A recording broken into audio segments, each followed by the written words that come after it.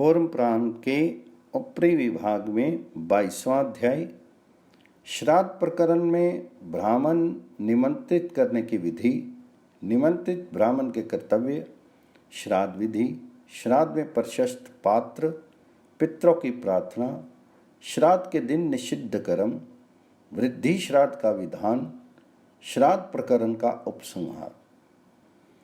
व्यास जी बोले, सावधानी पूर्वक गोबर और जल से श्राद्ध भूमि को शुद्ध करके सभी ब्राह्मणों की सेवा में पहुंच करके सज्जन पुरुषों द्वारा उन्हें निमंत्रित करना चाहिए।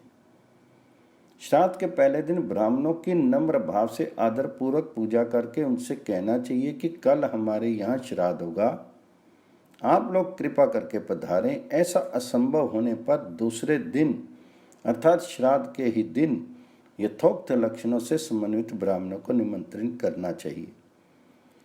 मन के समान शीघ्र गति वाले पितर जब ये सुन लेते हैं कि श्राद्ध काल उपस्थित है, तब परस्पर विचार करके श्राद्धकर्ता के यहाँ एकत्र हो जाते हैं।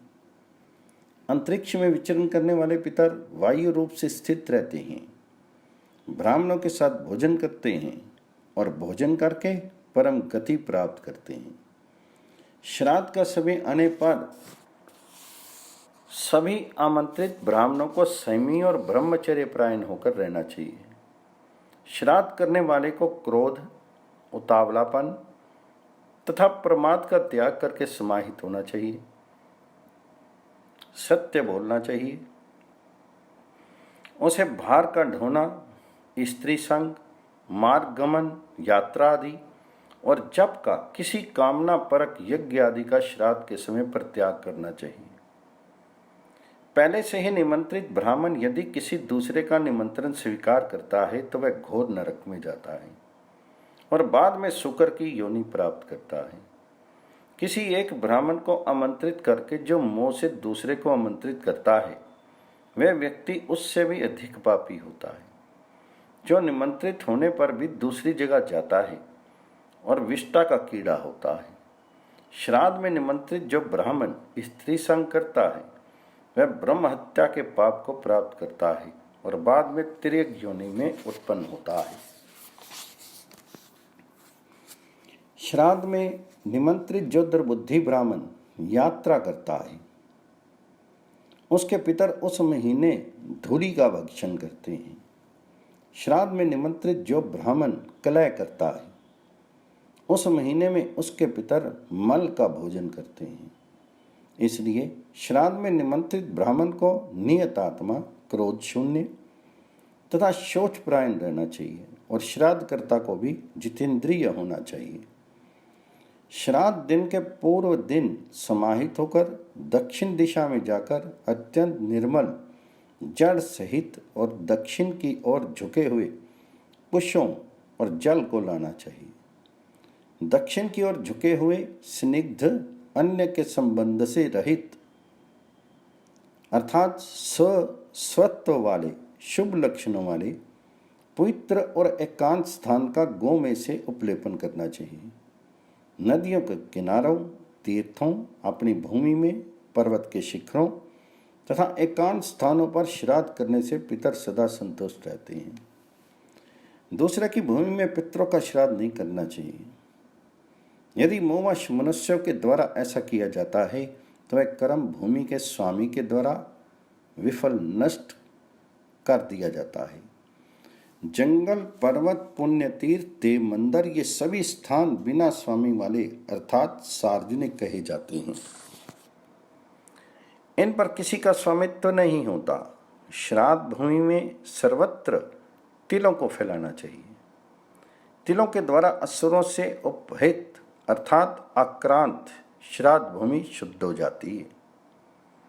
तदनंतर अनेक प्रकार से शुद्ध किए गए प्रशस्त्र अन्न से ऐसे अनेक प्रकार के भोज्य पकवान बनाने चाहिए जो चोष्य, पेय आदि उत्तम उत्तम व्यंजनों से यथाशक्ति समृद्ध हो।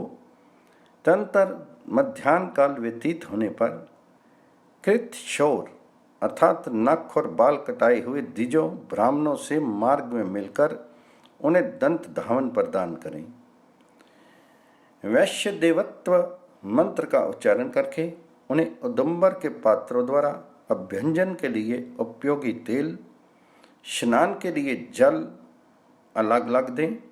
तदुपरांत उनके स्नान कर लेने पर उठकर हाथ जोड़ते हुए उन्हें क्रमशः पाद्य एवं आचमन देना चाहिए। विश्व देवों के निर्मित जो ब्राह्मण पहले निमंत्रित हैं, उन्हें 3 कुश रख करके पूर्व अभिमुख आसन प्रदान करना चाहिए। पितृ ब्राह्मणों को दक्षिण अग्र कुश के ऊपर तिलोदक से प्रोक्षित करके दक्षिण अभिमुख आसन प्रदान करना चाहिए। श्राद्धकर्ता आसन का स्पर्श करते हुए असध्वम अर्थात बैठिए इस प्रकार कह करके उन पितृ ब्राह्मणों को पृथक पृथक आसन पर बिठावें। विश्वदेव देव संबंधी 2 ब्राह्मणों को पूर्व अभिमुख, पितृ संबंधी 3 ब्राह्मणों को उत्तर अभिमुख बैठाना चाहिए, अथवा देश संबंधी और माता में पितृ संबंधी के भी निमित्त एक ब्राह्मण को बैठाना चाहिए। श्राद्ध में सत्कार, देश, काल, पवित्रता और ब्राह्मण संपद इन 5 का अधिक विस्तार के कारण नाश होता है, अतः विस्तार की इच्छा नहीं करनी चाहिए। विस्तार की अपेक्षा श्रुतशील आदि से संपन्न अनपेक्षित क्षणों से रहित वेद के पारंगत एक ही ब्राह्मण को भोजन कराना उचित है। किसी पात्र में समस्त प्रकृत वस्तु में श्राद्धीय भोज्य पदार्थों में से उचित मात्रा में भोज्य लेकर देव मंदिर में देवता के उद्देश्य से प्रथम निवेदित करके अन्य कार्य प्रारंभ करना चाहिए। उस श्राद्धीय लवण रहित सिद्ध अन्न को अग्नि में छोड़ना चाहिए अथवा ब्रह्मचारी को देना चाहिए। अतः एक भी श्रेष्ठ विद्वान ब्राह्मण को भोजन कराना चाहिए। श्राद्ध में निमंत्रित ब्राह्मणों के बैठ जाने पर भोजन के निमित्त उपस्थित हुए भिक्षुक अथवा ब्रह्मचारी को भी उसकी इच्छा के अनुसार श्राद्ध में जो यथेष्ट हो वह भोजन कराना चाहिए। जिसके श्राद्ध में अतिथि भोजन नहीं करता उसका श्राद्ध प्रशंसनीय नहीं होता। इसलिए द्विजों को प्रयत्नपूर्वक श्राद्धों में अतिथियों का पूजन करना चाहिए।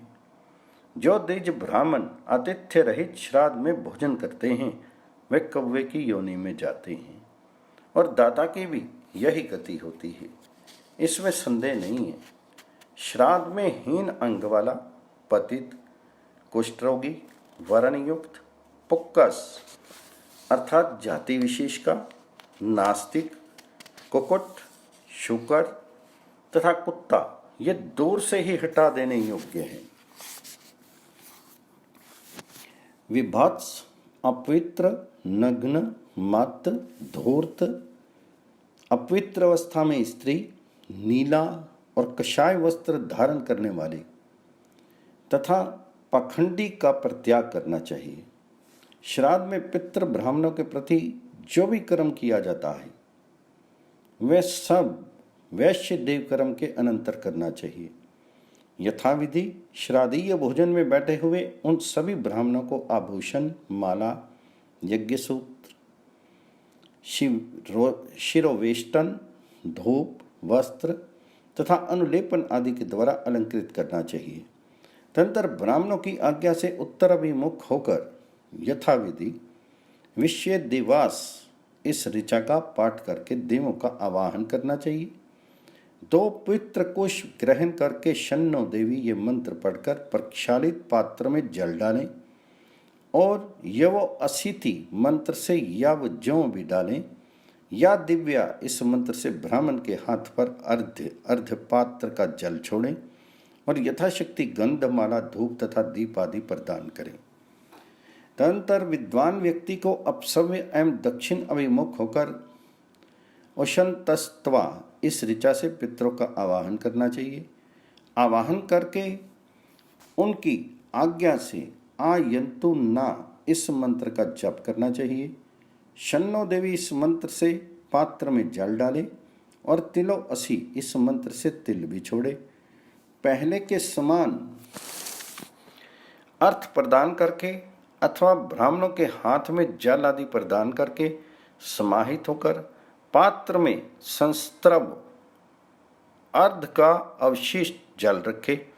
तदंतर पितृभ्य स्थानम इस मंत्र से पात्र को अधोमुख उलट करके रखे, घृत युक्त अन्न लेकर अग्नि कृष्य ऐसा पूछे और इन ब्राह्मणों द्वारा क्रोश्य करो ऐसी आज्ञा प्राप्त होने पर उपवीति सव्य होकर हवन अग्निकरण करे, हाथ में कुश लेकर और यज्ञोपवीति सव्य होकर होम करना चाहिए। पितृ संबंधी कार्य प्राचीनावीति अर्थात अपसव्य होकर करे और वैश्य देश संबंधी कार्य होम के समान अर्थात सव्य होकर करे। वृक्ष को दाहिना जानो जमीन पर रख करके देवों की परिचर्या करनी चाहिए और पितरों की परिचर्या में बायां जानो जमीन पर रखना चाहिए। तम सोमाय वे पितृमते स्वधानमा इस मंत्र का उच्चारण करके अग्नि कव्य वाहनाय स्वधा ऐसा कहकर हवन करे। अग्नि के अभाव होने पर सावधान चित्त होकर ब्राह्मण के हाथ पर महादेव के समीप अथवा गौशाला में हवनीय द्रव्य रखना चाहिए। तदंतर उनकी आज्ञा प्राप्त करके दक्षिण दिशा में जाकर भूमि को गोबर से लीप करके उस स्थान में बालू बिछावे। तदंतर उस स्थान पर दक्षिण की ओर झुकी हुई गोल अथवा चौकोर शुभ बालका में वेदी बनावे। उस वेदी के बीच में एक कुश से 3 रेखा खींचे और उस स्थान वेदी पर दक्षिण अग्र कुशों को बिछा करके हवि के बचे हुए अंश से निर्मित 3 पिंड उस वेदी पर प्रदान करें। पिंड प्रदान के अनंतर लेप भाग के अधिकारी पितरों के लिए पिंडाधार कुशों के मूल में उस पिंड शेष से संश्लिष्ट हाथ का प्रोक्षण करे। तदंतर मंत्रवेता को चाहिए कि आचमन करे और धीरे धीरे श्वास खींचकर अपने बाएं से पीछे मुख करके धीरे धीरे श्वास छोड़ते हुए पिंडों के सामने अपना मुख करके पूरा श्वास छोड़े तथा उस अन्य पितरों को नमस्कार करे। पुनः पिंड के समीप ऊपर धीरे धीरे अर्धपात्र का शेष जल छोड़े। इसे अवनेजन कहते हैं। तदंतर सावधानी के साथ रखे हुए उन पिंडों को झुककर क्रम के अनुसार सूंघे और पाक पात्र में रख दे। पिंडदान से बचा हुआ अन्न ब्राह्मणों को विधि पूर्वक खिलाना चाहिए। पुआ, क्रिसर, पायस अर्थात तिल के साथ पकाए चावल की खीर, सूप, शाक, फल, ईख, दूध, दही, घृत, मधु, अन्न तथा अनेक प्रकार के खाने और पीने योग्य पदार्थ उनके ब्राह्मणों की रुचि के अनुसार खिलाने चाहिए। श्रेष्ठ ब्राह्मणों को जो जो रुचिकर हों और श्राद्ध में विहित हों वह सब देना चाहिए। साथ ही अनेक प्रकार के धान्य, तिल तथा शर्करा का दान करना चाहिए। कल्याण प्राप्त करने की इच्छा वाले श्राद्धकर्ता को चाहिए कि ब्राह्मणों को फल, मूल और पानक अर्थात विविध स्वादयुक्त पेय पदार्थ विशेष को छोड़ करके अन्य सभी अन्न उष्ण अवस्था में गरम गरम प्रदान करे। श्राद्धकर्ता कभी भी अश्रुपात नहीं करे, न कोप करे, न झूठ बोले, पांव से अन्न को स्पर्श नहीं करे और न अन्न का पैरों से अवधूनन अर्थात मर्दन करे। क्रोध करके जो दिया जाता है, जल्दी जल्दी जो भोजन किया जाता है और बोलते हुए जो खाया जाता है उस पदार्थ को राक्षस हार लेते हैं। ब्राह्मणों के समीप स्वेद युक्त शीर में नहीं रहें। श्राद्ध स्थल से शेन, कौवा आदि पक्षियों को हटाना नहीं चाहिए, क्योंकि संभव है इनके ही रूप में पितृगण वहां खाने की इच्छा से आए हों। वहां श्राद्ध में हाथ से प्रत्यक्ष लवण नहीं देना चाहिए। लोहे के पात्र द्वारा और अश्रद्धा से कोई वस्तु नहीं देनी चाहिए। स्वर्ण, रजत या औदुंबर के पात्र से तथा विशेष रूप से खड्ग नाम के पात्र विशेष से दिया हुआ पदार्थ अक्षय होता है। जो व्यक्ति श्राद्ध में मिट्टी के बर्तन में पितरों को भोजन कराता है वह घोर नरक में पड़ता है। ऐसे ही भोजन करने वाले ब्राह्मण तथा श्राद्ध कराने वाला पुरोहित भी नरक में जाते हैं। एक पंक्ति में भोजन करने वालों को साथ परोसने में विषम व्यवहार नहीं करना चाहिए। सबको समान रूप से देना चाहिए। भोजन करने वालों को भी विषम दृष्टि से ना तो मांगना चाहिए, ना किसी दूसरे को दिलाना चाहिए, क्योंकि ऐसा करने पर मांगने वाला, दिलाने वाला और देने वाला ये तीनों भीषण नरकों में पड़ जाते हैं। शिष्ट लोगों को मौन होकर भोजन करना चाहिए। अन्न के प्राकृतिक गुणों का वर्णन नहीं करना चाहिए। पितर तभी तक भोजन करते हैं जब तक भोज्य पदार्थ के गुणों का वर्णन नहीं होता। अग्रासन पर प्रथम पंक्ति में बैठे हुए किसी एक द्विज को उस पंक्ति या अन्य पंक्ति में बैठे द्विजों ब्राह्मणों के देखते देखते उनके द्वारा भोजन प्रारंभ करने के पूर्व पहले अकेले भोजन आरंभ नहीं करना चाहिए, अर्थात अपनी तथा अन्य पंक्तियों में बैठे हुए सभी ब्राह्मणों के साथ ही भोजन आरंभ करना चाहिए, क्योंकि ऐसा करने पर वह अज्ञ अर्थात द्विज पंक्ति में बैठे हुए देखने वालों के पाप का भागी होता है। श्राद्ध में नियुक्त श्रेष्ठ द्विज को किसी वस्तु का बहिष्कार नहीं करना चाहिए और दूसरे के अन्न की ओर नहीं देखना चाहिए। श्राद्ध में भोजन करते हुए ब्राह्मणों को वेद, धर्मशास्त्र, इतिहास, पुराण तथा शुभ श्राद्ध कल्पों, श्राद्धीय नियमों को सुनाना चाहिए। ब्राह्मणों के भोजन कर लेने पर उनसे क्या आप लोग तृप्त होगे, इस प्रकार पूछना चाहिए और उसके भोजन पात्र के सम्मुख परिवेशन से अवशिष्ट अन्न का विकिरण करना चाहिए। साथ ही वृद्ध परपिता में और लेप भाग के अधिकारी पितरों के लिए श्राद्धीय सिद्ध अन्न का उत्सर्ग करना चाहिए। तदनंतर तृप्त ब्राह्मणों को आचमन कराना चाहिए। आचमन कर लेने पर उन्हें चतुर्दिक रमन करें, ऐसा कहना चाहिए। तब ब्राह्मण उसे स्वधास्तु कहकर आशीर्वाद दें। इसके उनके ब्राह्मणों के भोजन करने से शेष बचे अन्न को उन ब्राह्मणों को ही निवेदित करें। अनंतर वे ब्राह्मण जैसा कहें वैसा ही उनकी आज्ञा से करें। पितृकार्य अर्थात माता पिता के एकोदिश श्राद्ध में स्वधितम, गोष्ठी श्राद्ध में सुनिरितम, आभ्योदिक श्राद्ध में संपन्नम तथा देव श्राद्ध में रोचते, ऐसा कहना चाहिए।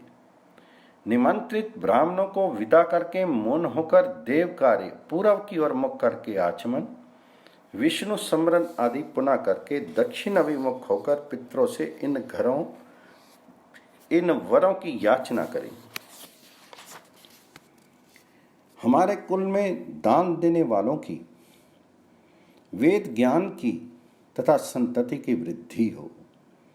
शास्त्रों, ब्राह्मणों, पितरों, देवों आदि में हमारी श्रद्धा हटे नहीं। मेरे पास दान देने के लिए बहुत से पदार्थ हों। श्राद्ध के पिंडों को गायें, आज बकरा अथवा ब्राह्मण को दें। ऐसा संभव न होने पर अग्नि अथवा जल में विसर्जित करना चाहिए। पुत्र की इच्छा करने वाली श्राद्धकर्ता की पत्नी को मध्यम पिंड का भक्षण करना चाहिए। तदनंतर हाथों को धोकर आचमन करके अवशिष्ट भोज्य पदार्थों से अपनी जातीय बंधुओं को तृप्त करें। उन जातीय बंधुओं के तृप्त हो जाने पर अपने भृत्यजनों को भोजन करावें। तत्पश्चात पत्नियों के साथ स्वयं भी शेष अन्न को ग्रहण करें। श्राद्ध स्थल से जूठा अन्न तब तक नहीं उठाना चाहिए जब तक सूर्यास्त ना हो जाए। श्राद्ध की उस रात्रि में पति पत्नी को ब्रह्मचर्य पूर्वक रहना चाहिए।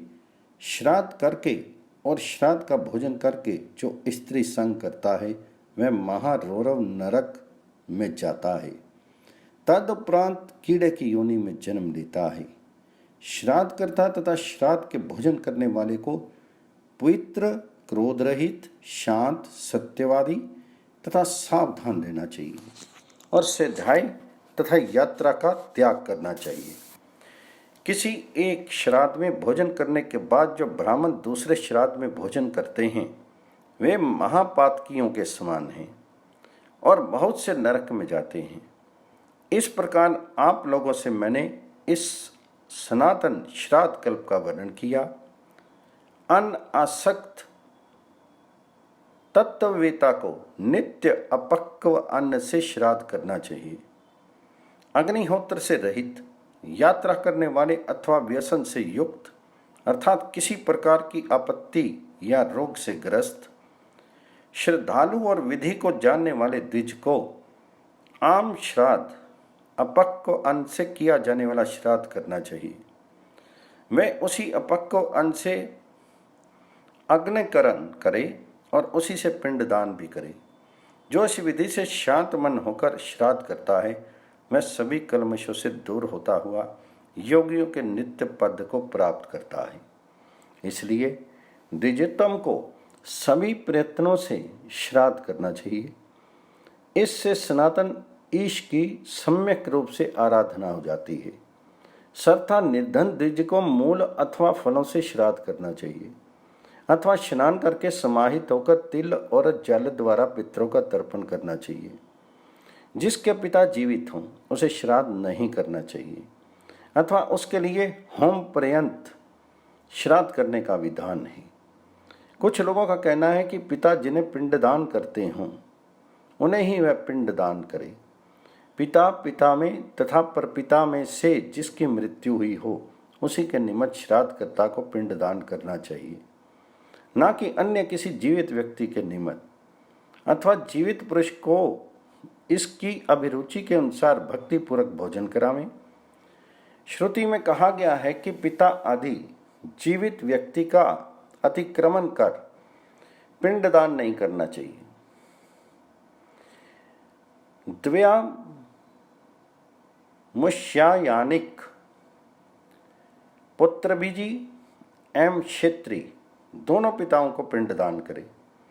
ये पुत्र संपत्ति का आधा भाग ले सकता है। जो पुत्र नियोग विधि से उत्पन्न नहीं है, शुल्क अर्थात मूल देकर गृहीत है, वह बीजी जिस पुरुष के बीज से उत्पन्न हुआ है वह बीजी है, उसी को पिंडदान करेगा और क्षेत्र अधिकारी पिता के पिंडदान का उसे अधिकार नहीं होता। वियोग से उत्पन्न पुत्र को क्रमशः क्षेत्रीय और बीजी को 2 पिंड देने चाहिए। एक एक पिंड देते समय क्रमशः अलग अलग दोनों का नाम कीर्तन करना चाहिए।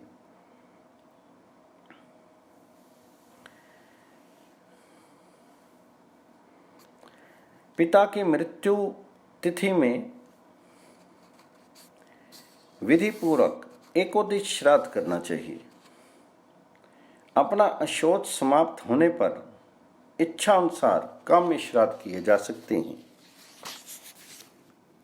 अभ्युदय की कामना करने वाले को पूर्वान में ही अभ्युदिक नांदी श्राद्ध करना चाहिए। देव कार्य के समान इसमें सभी कार्य करने चाहिए। तिलों का कार्य जौ से करना चाहिए। इसमें सीधे कुशों का प्रयोग करें। मोटक के रूप में द्विगुणीकृत कुशों का प्रयोग नहीं करें। युगम ब्राह्मण को भोजन कराएं और नांदी मुखा पितर प्रियंताम अर्थात नांदी मुख नामक पितर तृप्त हों ऐसा कहना चाहिए। पहले मातृ श्राद्ध तदंतर पितृ श्राद्ध करना चाहिए। इसके बाद माता में आदि श्राद्ध होता है। वृद्धि श्राद्ध में इन्हीं 3 प्रकार के श्राद्धों का वर्णन है। देव कार्य विश्व देव कार्य करने के अनंतर पिंडदान करना चाहिए। दाहिनी ओर से ही विश्व देव कार्य करने चाहिए। एकाग्रचित से सव्य होकर पूर्व विमुख होकर पिंडदान करने चाहिए। सर्वप्रथम नांदी श्राद्ध के पूर्व भक्ति पूर्वक गणेशरों से युक्त षोडश मातृकाओं का पूजन करना चाहिए।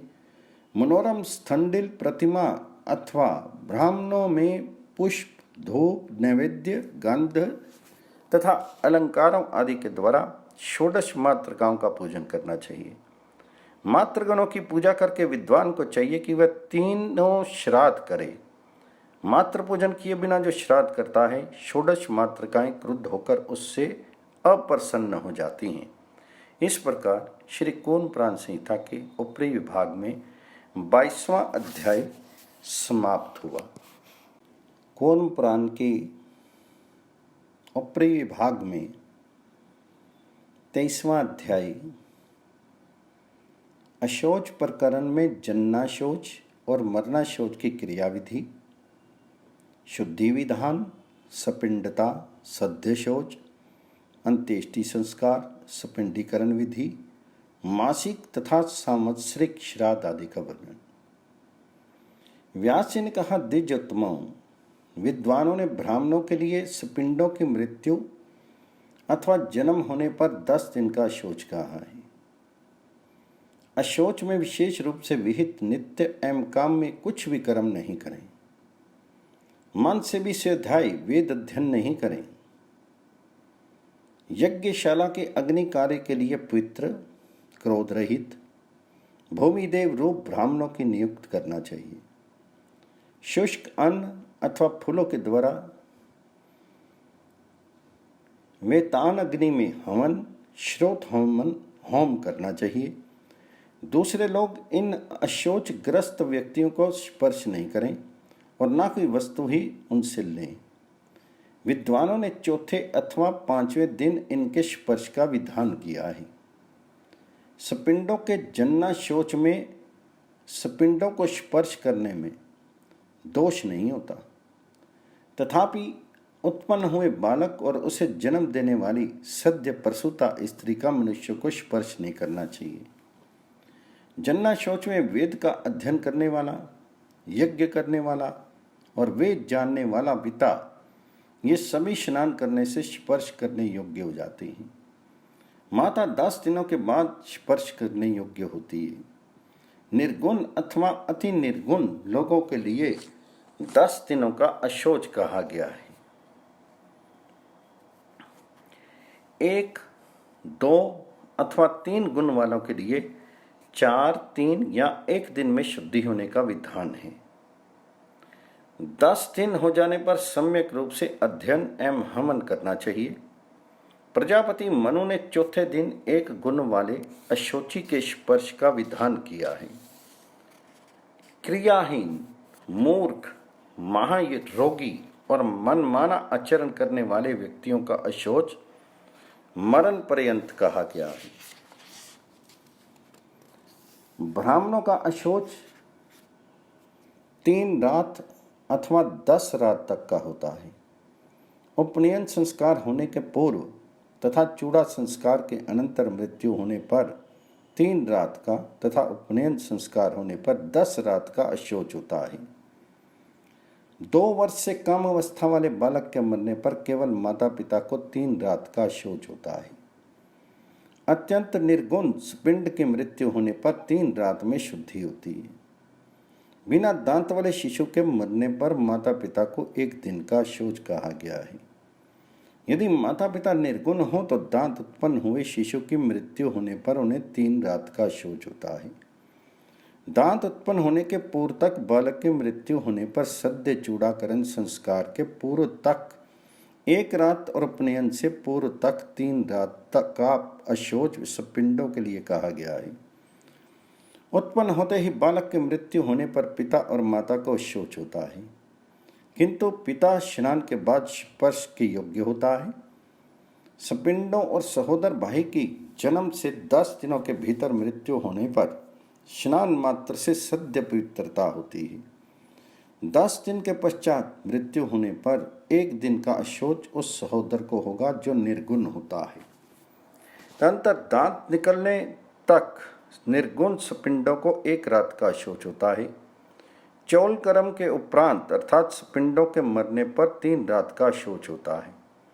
श्रेष्ठ जनों, सपिंडी यदि अत्यंत निर्गुण हो तो बिना दांत निकले उसकी मृत्यु होने पर 1 रात का शौच होता है। उपनयन के पूर्व सपिंडों की मृत्यु होने पर सभी गुणवानों के लिए स्नान का विधान है, किंतु उपनयन के बाद मृत्यु होने पर भिन्न स्थिति अलग अलग शौच की व्यवस्था होती है। 6 महीने से पूर्व यदि स्त्रियों का गर्भस्राव हो जाता है तो जितने महीने का गर्भ रहता है उतने ही दिनों तक उनका स्त्रियों का शौच कहा गया है। उसके बाद गर्भपात होने पर स्त्रियों के लिए 12 रात्रि का और सपिंडों के लिए सद्य शौच का विधान है। गर्भस्राव तथा अत्यंत निर्गुण सपिंडी की मृत्यु होने पर 1 अहोरात्र और मनमाने आचरण करने वाले जाति बंधु के यहाँ गर्भस्राव होने पर 3 रात का शौच निश्चित है। यदि जन्ना शौच के मध्य दूसरा जन्ना शौच हो जाए और मरना शौच के बीच में दूसरा मरना शौच पड़ जाए तो प्रथम अशौच के जितने दिन शेष रहते हैं उतने ही दूसरे में दिनों में दूसरे अशौच की भी शुद्धि हो जाती है। किंतु प्रथम शौच एक ही दिन का बचा हो तो 3 रात का शौच होता है। मरना शौच के मध्य जन्ना शौच होने पर अथवा जन्ना शौच के बीच मरना शौच होने आ जाने पर मरना शौच के पूरा होने पर ही शुद्धि होती है। यदि पूर्व का अशौच बुद्धिमत बड़ा गुरुतर अशौच हो तो पूर्व के अशौच की शुद्धि से ही दोनों अशौचों की शुद्धि होती है। यदि 5वां रात्रि बीत जाने पर बुद्धिमत अशौच हो तो दूसरे शौच की शुद्धि पूर्वक ही अशौच से हो जाती है। देशांतर में गए हुए का जन्ना शौच या मरना शौच संबंधी समाचार सुनने के बाद उतने समय तक संयम अशौच के नियम का पालन करना चाहिए जब तक शेष दिन समाप्त न हो जाए। 1 वर्ष के भीतर व्यतीत हुए मरना शौच का समाचार सुनने पर सपिंडों को 3 रात का शौच होता है। उसी प्रकार 1 वर्ष बीतने के बाद समाचार मिलने पर मरना शौच में स्नान मात्र करना चाहिए। वेदांत को जानने वाला अर्थात ब्रह्मनिष्ठ अध्ययनकर्ता अर्थात गुरुकुल में निवास करने वाला ब्रह्मचारी अग्निहोत्री तथा वृत्तिहीन लोगों को सभी अवस्थाओं में सदा सद्य शौच होता है। अविवाहित स्त्रियों कन्याओं को पानी ग्रहण से पूर्व मृत्यु होने पर स्पिंडों के निमित्त सदा 3 रात का शौच होता है और विवाह संस्कार के अनंतर मृत्यु होने पर केवल पति और पति कुल में शौच होता है। वागदान से पूर्व कन्याओं की मृत्यु होने पर 1 दिन का शौच कहा जाता है और 2 वर्ष से कम अवस्था वाली कन्या के मरने पर सद्य शौच बताया गया है। दांत निकलने से पूर्व कन्या की मृत्यु होने पर सहोदर भाई को सद्य शौच होता है और चूड़ाकरण के काल तक मृत्यु होने पर 1 रात्रि का शौच होता है। कन्यादान के पूर्व कन्या का मरण होने पर 3 रात्र का और विवाह के बाद मरण होने पर 10 रात का पति कुल में शौच होता है। माता में की मृत्यु होने पर धोत्र को 3 रात का शौच होता है। समानोदकों के मरण या जन्म में भी 3 रात का ही शौच होता है। योनि संबंध वाले भांजा मामा मौसी बुआ कुल के आदि लोग आदि तथा भांधों की मृत्यु होने पर पक्षिणी आगामी तथा वर्तमान दिन से युक्त रात्रि तक शौच होता है। गुरु एवं सहपाठी के मरण में 1 रात्रि का शौच बतलाया गया है। जिस देश में निवास करता हो उस देश के राजा की मृत्यु होने पर सज्योति काल तक का अशौच होता है और पिता के घर में विवाहित कन्या की मृत्यु होने पर पिता को 3 रात का शौच होता है। पूर्व में अन्य को भार्या रहने वाली स्त्री उनके पुत्र तथा कृत्रिम पुत्र के मरण में 3 रात का शौच होता है। इसी प्रकार आचार्य के मरण में भी 3 रात का शौच होता है। गुरु पुत्र तथा गुरु पत्नी का 1 अहोरात्र का और उपाध्याय तथा अपने ग्राम में श्रोत्री की मृत्यु होने पर भी 1 दिन का अशौच होता है।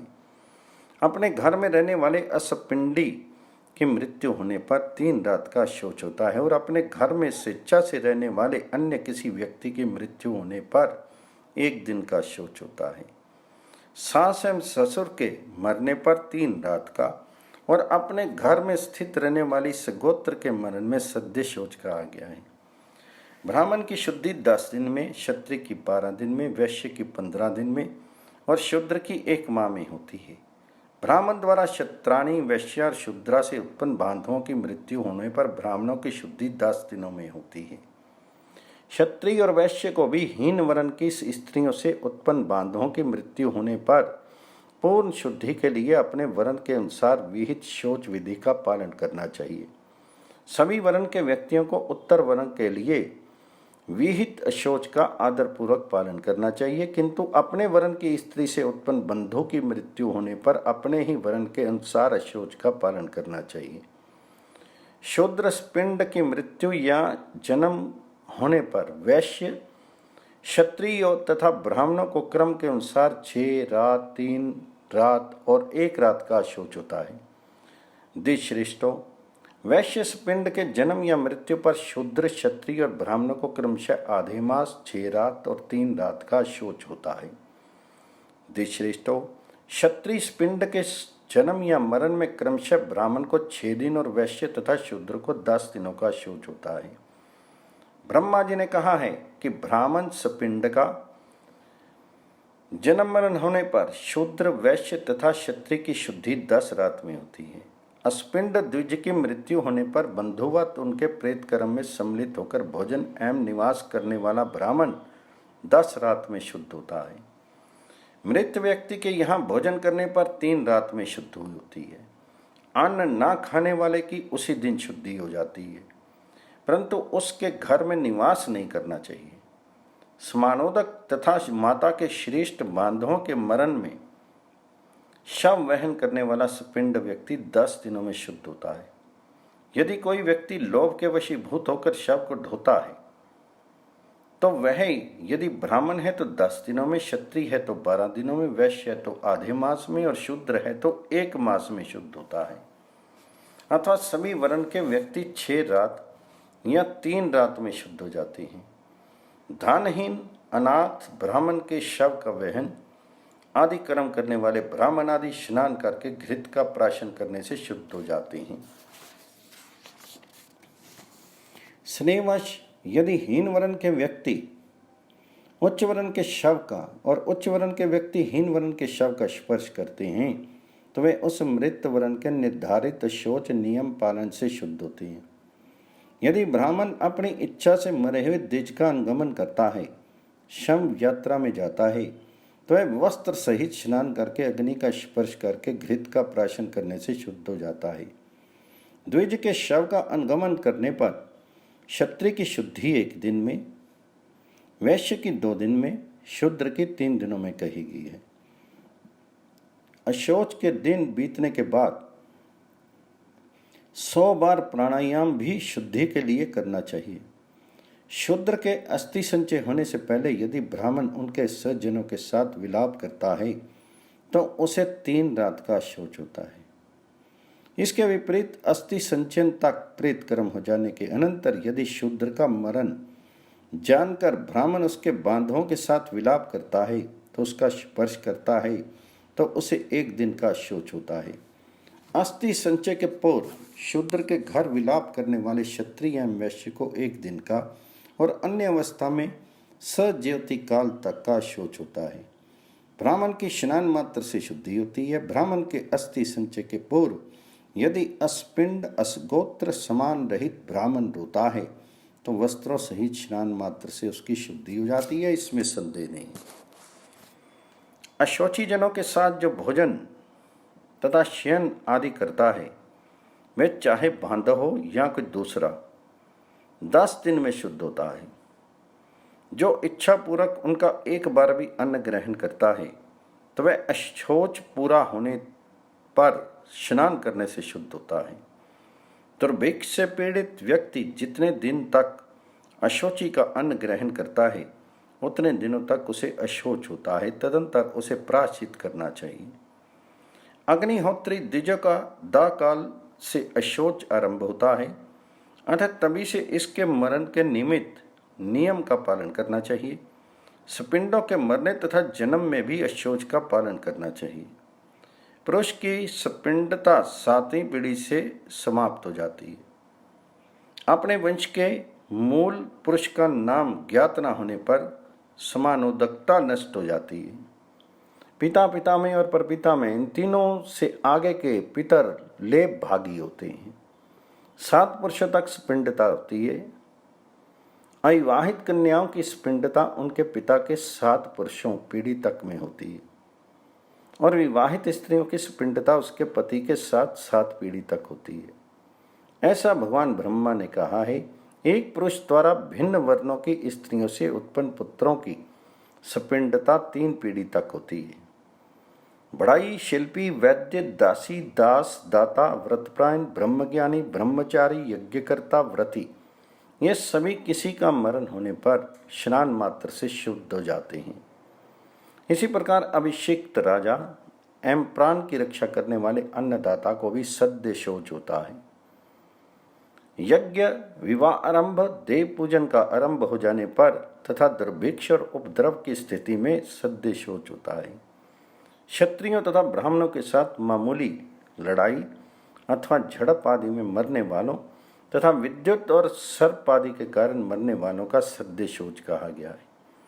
अग्नि में गिरकर अथवा मरुस्थल में मरने पर, दुर्गम मार्ग में गमन और अकाल मृत्यु पर, ब्राह्मण के लिए मरने पर तथा सन्यासी होने के उपरांत मृत्यु होने पर सद्य शोच का विधान है।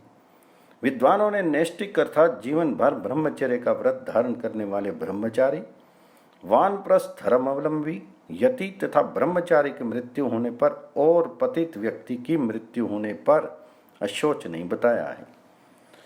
पतित व्यक्तियों का न दाह होता है, न अंत्येष्टि संस्कार होता है और न अस्थि संचय ही होता है। उनके लिए अश्रुपात, पिंडदान तथा श्राद्ध आदि कार्य भी कभी नहीं करने चाहिए।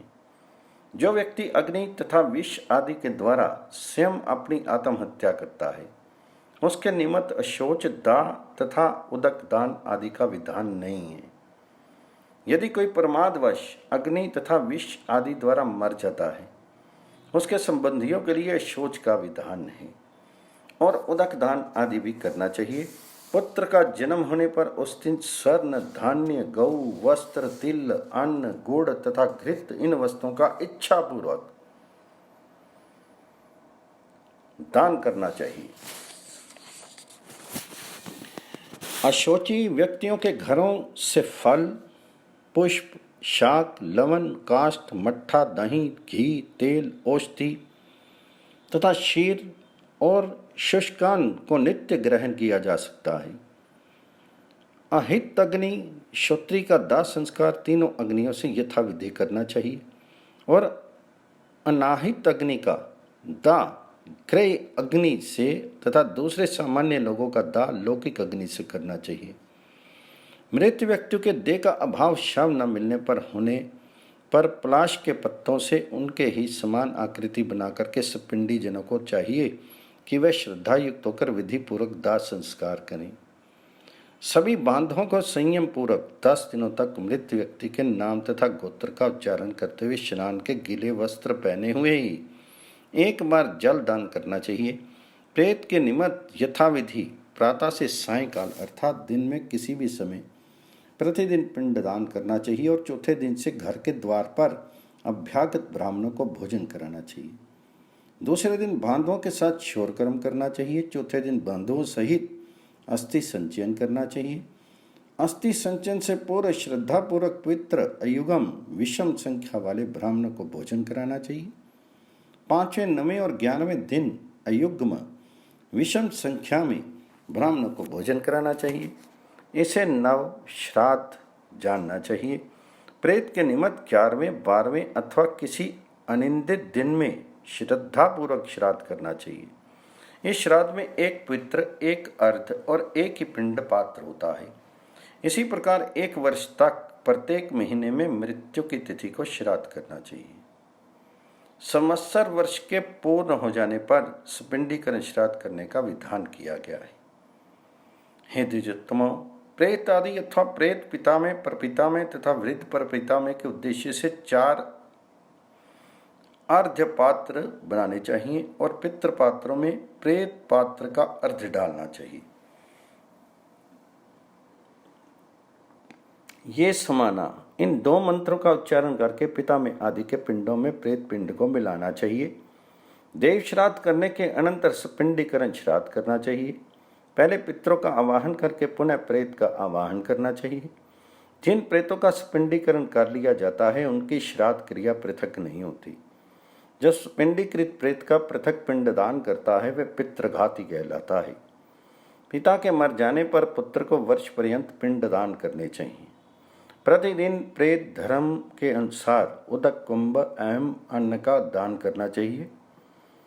प्रत्येक वर्ष पार्वन विधान के अनुसार संवत्सरिक श्राद्ध करना चाहिए। यही सनातन विधि है।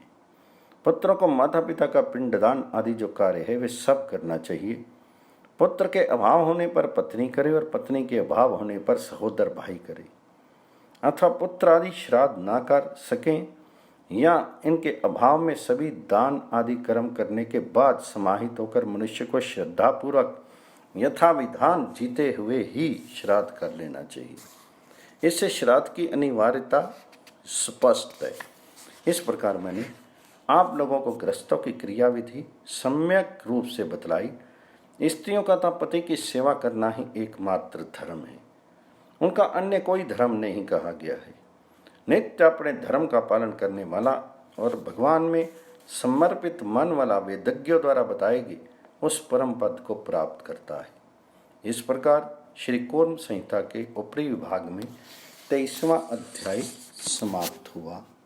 कूर्म पुराण के ऊपरी विभाग में 24वां अध्याय अग्निहोत्र का महात्म्य, अग्निहोत्री के कर्तव्य, श्रोत एवं समार्थ रूप द्विविध धर्म, तृतीय शिष्ट 4 धर्म, वेद, धर्मशास्त्र और पुराण से धर्म का ज्ञान और इन पर श्रद्धा रखना आवश्यक। व्यास जी ने कहा, सदैव सायं और प्रातः अग्निहोत्र करना चाहिए। पक्ष के अंत में अमावस्या और पूर्णमासी को हवन करना चाहिए। द्विज को फसल कट जाने पर, नव शस्येष्टि ऋतु की समाप्ति पर किया जाने वाला यज्ञ एवं अयन के अंत में अर्थात 6 महीने पर संवत्सर के अंत में सौमिक याग करना चाहिए। दीर्घायु की इच्छा करने वाले अग्निहोत्री द्विज को नवशस्येष्टि किए बिना नया अन्न नहीं खाना चाहिए। नवीन अन्न का अग्नि में हवन किए बिना नवन खाने का इच्छुक व्यक्ति अपने प्राणों को ही खाना चाहता है। प्रत्येक पर्वों में नित्य ही सावित्री होम, शांति होम करना चाहिए तथा अष्टकाओं और अन्नवष्टकाओं में नियम से नित्य पितरों की अर्चना करनी चाहिए। गृहस्थ आश्रम में निवास करने वाले तीनों वर्णों, द्विजाति आदि का ये निमित्त श्रेष्ठ धर्म है। अन्य धर्म अपधर्म कहलाता है। नास्तिकता अथवा आलस्य के कारण जो अग्नियों का आगान एवं यज्ञ से यजन नहीं करना चाहता, वह बहुत से नरकों में जाता है।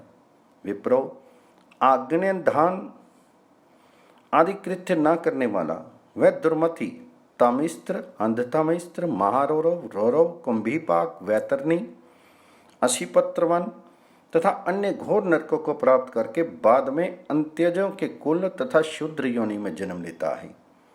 अतः विशेष रूप से विशुद्ध आत्मा ब्राह्मणों को सभी प्रकार के प्रयत्नों द्वारा अग्नि का आगान करके परमेश्वर का यजन पूजन करना चाहिए। द्विजों के लिए अग्निहोत्र से श्रेष्ठ कोई अन्य धर्म नहीं है। इसलिए अग्निहोत्र के द्वारा नित्य शाश्वत पुरुष की आराधना करनी चाहिए। जो अग्नि का आगान करके फिर आलस्यवश यज्ञ द्वारा देवता की आराधना नहीं करना चाहता, वह व्यक्ति मूढ़ होता है, उससे बात नहीं करनी चाहिए। अधिक क्या, वह मनुष्य नास्तिक होता है जिसके पास सेवकों के पोषण हेतु 3 वर्ष तक के लिए पर्याप्त अथवा उससे भी अधिक भोजन सामग्री विद्यमान हो, वह सोमपान का अधिकारी होता है। सभी यज्ञों में सोम याग सबसे श्रेष्ठ है। सोम द्वारा सोमलोक में स्थित महेश्वर देव की आराधना करनी चाहिए। महेश्वर की आराधना के लिए सोम याग से बड़ा अथवा उसके समान कोई यज्ञ नहीं है। इसलिए सोम के द्वारा श्रेष्ठ देव की आराधना करनी चाहिए। ब्राह्मणों की मुक्ति के लिए साक्षात पितामह ने आरंभ में ही शुभ धर्म बतलाया है। वह श्रोत एवं समार्त नाम से 2 प्रकार का है। 3 आवाहनीय दक्षिण अग्नि, ग्रहपत्यग्नि अग्नियों के संबंध से श्रोत धर्म होता है। समात्र धर्म को मैंने पूर्व में बता दिया है। श्रोत धर्म अधिक श्रेष्ठकर है, इसलिए श्रोत धर्म का पालन करना चाहिए। कहेंगे ये दोनों धर्म वेद से ही निकले हुए हैं। श्रुति तथा स्मृति के अभाव में शिष्टाचार ही तीसरा धर्म होता है। परिबृहन अर्थात रामायण, महाभारत एवं पुराण आदि ग्रंथ सहित वेदों का धर्म पूर्वक ज्ञान प्राप्त करने वाले और दया, अहिंसा, सत्य आदि 8 आत्मिक गुणों से संपन्न ब्राह्मण सदैव शिष्ट कहे गए हैं। इनके शिष्ट जनों के अंतःकरण द्वारा जो समर्थित होता है, विद्वानों द्वारा उसे ही धर्म कहा गया है। अन्य लोगों के अभिमत को धर्म नहीं कहा जाता। यही निश्चित सिद्धांत है। पुराण तथा धर्मशास्त्र वेदों के उपब्रहण अर्थात विस्तार हैं। एक से ब्रह्म का विशेष ज्ञान होता है और दूसरे से धर्म का ज्ञान होता है। धर्म की जिज्ञासा करने वालों के लिए धर्मशास्त्र श्रेष्ठ प्रमाण कहा गया है और ब्रह्म ज्ञान के लिए प्राण उत्कृष्ट प्रमाण है। वेद से अतिरिक्त अन्य किसी से धर्म का तथा वैदिक ब्रह्म विद्या का ज्ञान नहीं होता। इसलिए द्विजातियों को धर्मशास्त्र तथा पुराण पर श्रद्धा रखनी चाहिए। इस प्रकार श्री कूर्म पुराण संहिता के ऊपरी विभाग में 24वां अध्याय समाप्त हुआ। कूर्म पुराण के ऊपरी विभाग में 25वें अध्याय में गृहस्थ ब्राह्मण की मुख्य वृत्ति तथा आपातकाल की वृत्ति, गृहस्थ के साधक तथा असाधक दो भेद, न्याय उपार्जित धन का विभाग एवं उसका उपयोग। व्यास जी ने कहा, यह मैंने आप लोगों को गृहस्थ आश्रम में निवास करने वाले द्विजातियों का संपूर्ण श्रेष्ठ धर्म बतलाया। अब उनकी वृत्तियों का वर्णन सुने। साधक और असाधक भेद से ब्राह्मण गृहस्थ को दो प्रकार का समझना चाहिए। पहले साधक गृहस्थ की आजीविका अध्ययन कराना, यज्ञ कराना और दान लेना है। इसके अतिरिक्त वे अपने द्वारा न किए गए कुसीद ब्याज का लेन देन, कृषि तथा वाणिज्य भी अन्य के द्वारा करा सकते हैं। कृषि के अभाव में वाणिज्य और उसके अभाव में कुसीद का आश्रय लिया जा सकता है। इसे आपत्कल्प कहा गया है और पहले को मुख्य वृत्ति कही गई है। अथवा आपातकाल में अन्य उपाय न होने पर स्वयं कृषि, वाणिज्य अथवा कुसीद वृत्ति का आश्रय लें। कुसीद वृत्ति सूद लेना अत्यंत कष्टकारक और पाप की वृत्ति है, इसलिए इसका परित्याग करना चाहिए। छात्रवृत्ति को कृषि वृत्ति की अपेक्षा श्रेष्ठ वृत्ति कहा गया है, किंतु द्विज को स्वयं कर्षण नहीं करना चाहिए। अतः द्विज को आपत्ति में ही छात्र धर्म से भी जीविका का निर्वाह करना चाहिए। उस छात्रवृत्ति शस्त्र जीविका द्वारा भी निर्वाह न होने पर कृषि स्वरूप वैश्य वृत्ति का आश्रय लेना चाहिए। किंतु ब्राह्मण को कभी भी खेत जोतने का कार्य नहीं करना चाहिए। लाभ होने पर, विशेषकर अन्य वर्ण की जीविका से लाभ मिलने पर अवश्य पितरों, देवताओं तथा ब्राह्मणों का पूजन करना चाहिए। तृप्त होने पर वे उसके उस कर्मजन्य दोष को शांत कर देते हैं, इसमें संशय नहीं है। देवताओं और पितरों को कृषि से प्राप्त लाभ का 20वां भाग 5% और ब्राह्मणों को 30वां भाग 3.25% देना चाहिए। ऐसी अवस्था में कृषि कर्म करने वाला दोषी नहीं होता। वाणिज्य करने पर कृषिजन्य लाभ से दिए जाने वाले अंश की अपेक्षा दुगना कुसीद वृत्ति का तिगुना दान करना चाहिए। ऐसा करने से कृषि करने वाले निसंदेह दोषी नहीं होता। अथवा साधक ब्राह्मण गृहस्थ को शिल्लोच वृत्ति का आश्रय लेना चाहिए। विद्या तथा शिल्प आदि भी अन्य बहुत से जीविका के साधन हैं। गृहस्थ आश्रम में रहने वाला जो असाधक नाम का दूसरा गृहस्थ कहा गया है, श्रेष्ठ महर्षियों द्वारा उसके लिए शिल तथा उच्छ नामक दो वृत्तियां कही गई हैं। अमृत तथा मृत साधन द्वारा जीवन यापन करना चाहिए। आयाचित पदार्थ अमृत और याचना द्वारा भिक्षा स्वरूप प्राप्त वस्तु मृत होती है। ब्राह्मण को कुशोल धान्यक अर्थात 3 वर्षों तक के लिए संचित धान्य वाला, कुंभी धान्यक अर्थात 1 वर्ष तक के लिए संचित धान्य वाला, त्रैयेहिक अर्थात 3 दिनों तक के लिए संचित धान्य वाला, अथवा अश्वास्तनिक अर्थात अगले दिन के लिए भी धान्य संचित न करने वाला होना चाहिए। इस उपयुक्त 4 प्रकार के गृहस्थ द्विजों ब्राह्मणों में उत्तरोत्तर श्रेष्ठ होता है। ऐसा ब्राह्मण अपने धर्म के कारण श्रेष्ठ लोक जय स्वर्ग आदि लोकों को जीतने वाला होता है। इसमें कोई जिनके पास पोष्य वर्ग अधिक है। द्विज ब्राह्मण षट कर्मों से अपनी जीविका का निर्वाह करते हैं। दूसरे अल्प परिग्रह वाले कुछ द्विज ब्राह्मण 3 साधनों से निर्वाह करते हैं, कुछ 2 साधनों से, और चौथे प्रकार के ब्राह्मण ब्रह्म यज्ञ अध्यापन द्वारा आजीविका चलाते हैं। जो ब्राह्मण केवल उच्च या शिल वृत्ति से अपना निर्वाह करें, वह धन धान्य अन्य कर्मों के अनुष्ठान में असमर्थ होने के कारण केवल नित्य कर्म अग्निहोत्र को ही करता रहे तथा पर्व एवं अयन के मध्य संपन्न की जाने वाली दर्श, पौर्णमास एवं अग्रायण इष्टियां करता रहे। ब्राह्मण जीविका के लिए लोकवृत्ति, विचित्र हास परिहास आदि से युक्त लोक कथा आदि का आश्रयन कभी नहीं करे।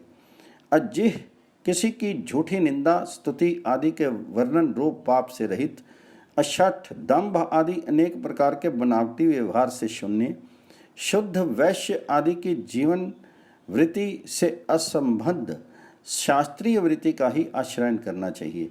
उसे ब्राह्मण की सज्जनों से अन्न मांगकर भी पितरों तथा देवताओं को संतुष्ट करना चाहिए, अथवा पितृ इंद्रिय जय व्यक्तियों से याचना करें, किंतु उससे स्वयं तृप्त ना हों, अर्थात उस याचित द्रव्य का उपभोग स्वयं के लिए ना करें। जो ग्रस्त द्रव्य उपार्जन करके देवताओं तथा पितरों को विधि पूर्वक संतुष्ट नहीं करता है, वह कुत्ते की योनि में जाता है। धर्म, अर्थ, काम तथा कल्याणकारी मोक्ष नामक 4 पुरुषार्थ हैं। ब्राह्मणों का काम नामक पुरुषार्थ धर्म का अवरोधी होना चाहिए। इससे भिन्न अर्थात धर्म विरोधी कथमपि नहीं होना चाहिए। जो अर्थ धर्म के लिए होता है, अपने लिए नहीं, वह वास्तविक अर्थ है। इससे भिन्न प्रकार का अर्थ तो अनर्थ है। इसलिए धर्मपूर्वक अर्थ प्राप्त होने पर दान, हवन तथा यज्ञ करना चाहिए। इस प्रकार श्री कूर्म पुराण संहिता के ऊपरी विभाग में 25वां अध्याय समाप्त हुआ।